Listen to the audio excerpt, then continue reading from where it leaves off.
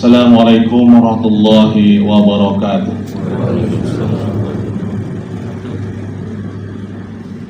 Innal hamdalillah nahmaduhu wa nasta'inuhu wa nastaghfiruh wa na'udzu billahi min sururi anfusina wa min sayyiati a'malina may yahdihillahu fala mudilla lahu wa may yudlilhu fala hadiya lahu. Asyhadu an la ilaha illallah wahdahu la syarika lahu wa asyhadu anna Muhammadan 'abduhu wa rasuluhu la nabiyya ba'dahu. Amma ba'du, fa ya ibadallah, usikum wa nafsi bi taqwallah wa ta'atihi la'allakum tuflihun. Kama qala Allah Ta'ala fi kitabil karim, a'udzu billahi minasy syaithanir rajim. Ya ayyuhalladzina amanu taqullaha haqqa tuqatih wa la tamutunna illa wa antum muslimun. Sadaqallahu azim. Masyaallah muslimin rahimakumullah, yang pertama dan utama adalah kita sama-sama sampaikan rasa syukur kita kehadirat Allah Subhanahu wa taala atas nikmat iman dan Islam yang dengannya kita istiqamah untuk senantiasa hadir di majelis mulia ini, salat Jumat berjamaah, dan nikmat sehat walafiat yang mendukung untuk kita senantiasa dekat pada Allah, beribadah kepadanya, serta nikmat-nikmat lainnya yang tidak bisa kita hitung satu persatu. Yang kedua, salawat dan salam senantiasa marilah kita limpahkan kepada makhluk yang paling mulia seantero jagat raya ini sejak zaman azali sampai dengan kiamat. Dialah Nabi besar Muhammad sallallahu alaihi wasallam. Allahumma shalli ala sayyidina Muhammad wa ala ali sayyidina Muhammad. Bismillahirrahmanirrahim. Alhamdulillah, kita telah memasuki hari ke-21 bulan suci Ramadan 1446 Hijriah.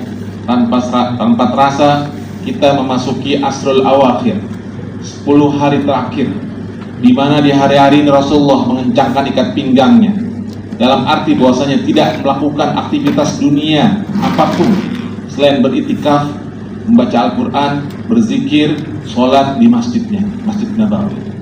Rasulullah berdiam diri, merenung, membaca Al-Quran, mendekatkan diri kepada Allah, padahal ia adalah merupakan al-ma'sum, yaitu seorang yang telah bersih dari dosa. Tetapi hakikatnya karena Rasulullah mengatakan aku adalah hamba, maka aku harus mengabdi kepada Allah SWT. Sehingga di 10 terakhir Ramadan inilah marilah sama-sama kita upayakan agar kita curahkan pikiran kita, hati kita, raga kita, bahkan dengan beritikaf, mendekatkan diri kepada Allah SWT dengan berbagai macam ibadah. Sudah nyimak imakumullah, dalam ayat Al-Quran surat Al-Baqarah ayat 185 disampaikan oleh Allah, a'udzubillahi minasyaitonir rajim, syahrul ramadan alladzi unzila fihi al-Qur'an hudal linnas wa bayyinatin minal huda wal furqan, ila akhir ayat. Allah berfirman bahwasanya bulan Ramadan adalah bulan yang di dalamnya turunkan Al-Qur'an sebagai petunjuk bagi manusia dan sebagai pembeda antara hak dan batil. Ini adalah jawaban dari 2 ayat sebelumnya. Yang pertama adalah ayat 183, Allah tegaskan kewajiban berpuasa. Ayat 184 Allah tegaskan itu beberapa hari yang tentukan. Kapankah hari-hari itu? Dijawab oleh ayat ini di 185, bulan Ramadan, syahrul Ramadan. Allah tetapkan kewajiban puasa selama 1 bulan di bulan Ramadan. Dan kenapa bulan Ramadan? Allah berikan keterangannya berikutnya. Syahrul Ramadan alladzi unzila fihi al-Qur'an, yaitu bulan di mana diturunkan Al-Qur'an. Jadi kemuliaan Ramadan adalah kemuliaan karena Al-Qur'an diturunkan dalamnya. Kemuliaan Ramadan adalah karena bulan ini adalah bulan Quran, Syahrul Quran. Kemuliaan Ramadan dapat kita hidupkan karena kita senantiasa dekat dengan Al-Qur'an. Selanjutnya rahimakumullah, dalam beberapa kitab-kitab para ulama bahwasanya nuzul Quran, turunnya Al-Qur'an itu tegaskan adalah pada bulan Ramadan. Dengan maknanya adalah ketika Allah menurunkan Al-Quran sekaligus dari Lauhul Mahfuz ke Baitul Izzah, ke langitnya dunia. Barulah kemudian Quran turun satu persatu, ayat demi ayat kepada Rasulullah SAW selama 22 tahun, 2 bulan, 22 hari. Jadi yang dimaksud dengan diturunkan Al-Quran di bulan Ramadan adalah ketika Allah turunkan dari Lauhul Mahfuz kepada Baitul Izzah. Pun ketika surat pertama Allah turunkan kepada Rasulullah SAW, yaitu surat Al-Alaq 1/5 itu pun di bulan Ramadan. Selanjutnya Allah, ada 4 keistimewaan Al-Quran yang mana itulah mukjizat bagi Rasulullah pun mukjizat bagi kita umat Islam. Dan keutamaan inilah yang diwasikan oleh Rasulullah sebagai keutamaan umat Islam di antara umat-umat yang lainnya. Yang pertama adalah bahwasanya Al-Quran itu adalah petunjuk bagi manusia, way of life, guide of life.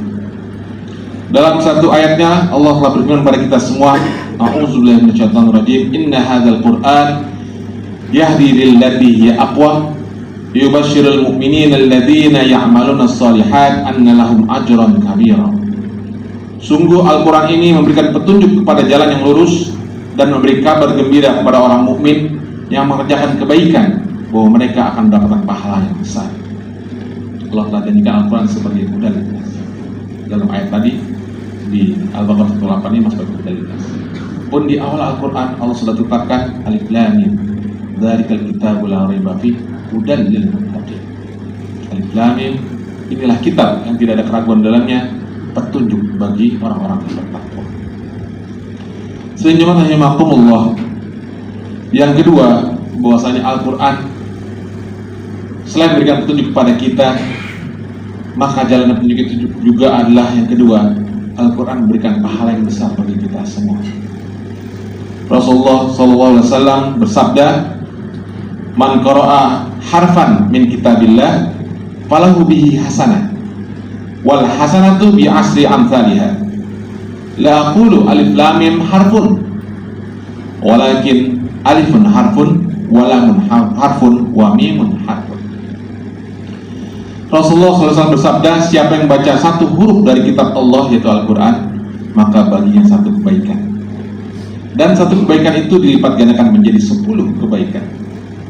Jangan engkau mengira bahwasanya alif lam mim itu satu huruf, tetapi alif satu huruf, lam satu huruf, dan mim satu huruf. Kinilah bahwasanya kita bila membaca Bismillahirrahmanirrahim 19 huruf, maka kita bisa hitung telah mendapat dari Allah 190 kebaikan. Apatah lagi kita baca Al-Fatihah, sudah ribuan kebaikan. Apatah lagi kita baca 1 juz Al-Quran dalam 1 hari, insya Allah jutaan kebaikan kita dapatkan hanya dengan baca Al-Quran. Dan tentunya Allah akan memberikan pahala lebih besar manakala kita mendalaminya, mentadabburinya, bahkan kemudian kita mengamalkannya. Dan itulah yang terpenting bagi kita umat Islam, mengamalkan dari isi Al-Quran.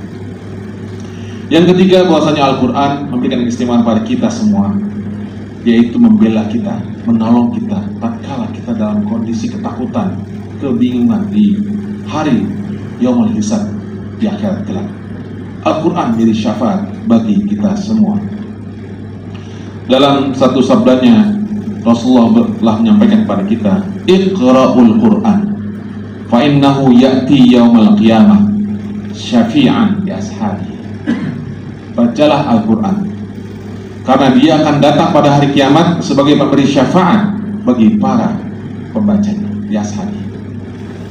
Di hari ketika kengerian berada di depan mata kita, ketika orang-orang kebingungan, ketika masing-masing diri kita hanya berpikir, apa aku selamat atau tidak, masuk ke surga atau tidak, bagaimana nasibku, apakah pahalaku lebih besar daripada dosaku, apakah kebaikanku lebih banyak daripada kesalahanku. Ya Allah, ampunilah aku. Keampunan tidak lagi berlaku pada masa itu. Tetapi insya Allah kedekatan kepada Al-Quran salah satunya akan memberikan penolongan. Al-Quran datang memberikan ketenangan, memberikan jaminan. Janganlah khawatir, janganlah takut, janganlah ragu. Engkau dekat denganku, maka aku akan menolongmu, wahai hamba Allah. Dan yang terakhir, Allah SWT telah menyampaikan kepada kita bahwasanya dengan kita sering membaca Al-Quran, mendalami Al-Quran, mengamalkan Al-Quran, maka insya Allah ketenangan akan muncul dalam jiwa kita, ketenangan akan muncul dalam pikiran kita, kebahagiaan akan kita rasakan dalam hidup kita. Allah telah menjaminnya dalam satu ayat di surat Ar-Ra'd ayat 28. A'udzubillahi minasyaitonir rajim. Ala bi dzikrillah tatma'innul qulub. Ketahuilah bahwasanya dengan zikir, mengingat Allah, dan zikir yang utama adalah membaca Al-Quran, tatma'innul qulub, hati kita menjadi tenang. Atau dalam surat lainnya Allah telah memberikan jaminan yang lain pada kita. A'udzubillahi minasyaitonir rajim. Wa nunazzilu minal Qur'an ma huwa syifaa'un wa rahmatun lil mu'minin wa la yaziluz zalimun wa la yaziluz zalimina illa khasar. Dan kami turunkan Al-Qur'an sesuatu yang menjadi obat, penawar bagi jiwa kita dan rahmat bagi orang-orang yang beriman. Sedangkan orang-orang yang zalim dengan Al-Quran, maksudnya dia tidak peduli, dia mengaku beriman, tapi tidak mau dekat dengan Al-Quran, tidak baca Al-Quran, tidak mendalami Al-Quran, apalagi mengamal Al-Quran, maka dia akan mendapatkan kerugian di dunia dan di akhirat. Inilah 4 hal keistimewaan Al-Quran. Mudah-mudahan di asrul awakhir, di 10 hari Ramadan ini, di 10 hari terakhir Ramadan ini, kita bisa manfaatkan sebaik-baiknya, mendekat dengan diri kita pada Al-Quran. Kita baca Al-Quran sebanyak-banyaknya, kita baca terjemahan Al-Quran, kita berusaha dalami maknanya, dan kita akan terinspirasi insyaAllah untuk berbuat kebaikan yang lebih banyak lagi. Aqulu qawli hadza fastaghfirullah li wa lakum wa lisairil muslimina wal muslimat fastaghfiruhu innahu huwal ghafurur rahim.